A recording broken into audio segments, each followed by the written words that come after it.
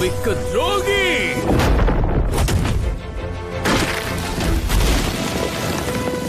தில்லி இருந்த முதல்ல ஏன் கூட மோதுரா? கவுண்டர்!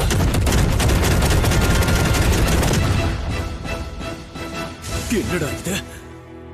முடிஞ்ச என் ரஷ் கவுண்டரை சமாளிச்சு பாரு.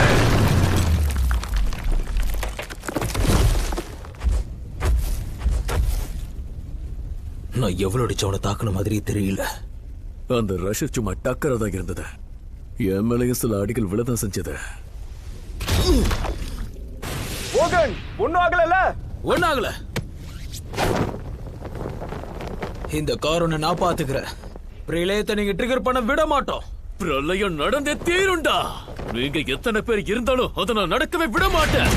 இந்த ராஜ்யத்துல இருக்கிற மக்களை பாதுகாக்கிற பொறுப்பு என்கிட்ட இருக்குடா. என்ன பொறுப்பா இருந்தாலும் சரி, எவனையும் தடுக்க விட மாட்டேன். போன வாட்டி நடந்த பிரளயம் மாதிரி இந்த வாட்டி நடக்க விட மாட்டோம்.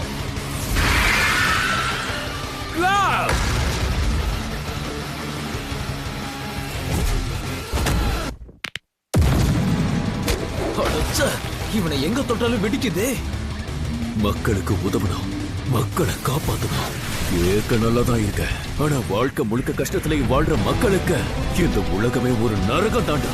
அதுக்கான தீர்வு தாண்டா பேரழிவு. இதுக்காகவே உன்னை போட்டு பொளக்குறேன்டா. இந்த டோக்கியோல இப்ப வாழ்ந்துட்டு இருக்கிற எமிகிரன்ஸ் எல்லாம் என் மூதாதையர்கள் இங்க வந்தவங்க தான். அதனால அவ்வளவு சீக்கிரம் அவங்க யாரையும் நான் விட்டுற மாட்டேன்.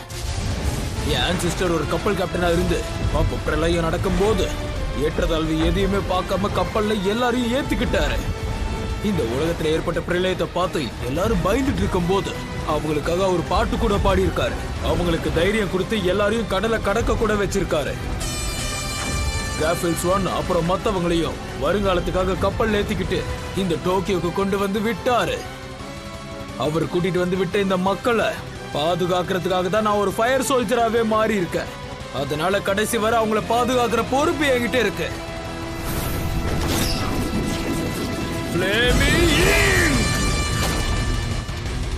இப்போ கதை முடிஞ்சது. இப்ப நான் பண்ற இந்த அட்டாக்கை அப்சர்வ் பண்ணி கவுண்டர் அட்டாக் பண்ணுவானே. நீ அடிக்க வரதை பார்த்துட்டு நான் அமைதியா இருப்பேன்னு நினைச்சிட்டு இருந்தியா?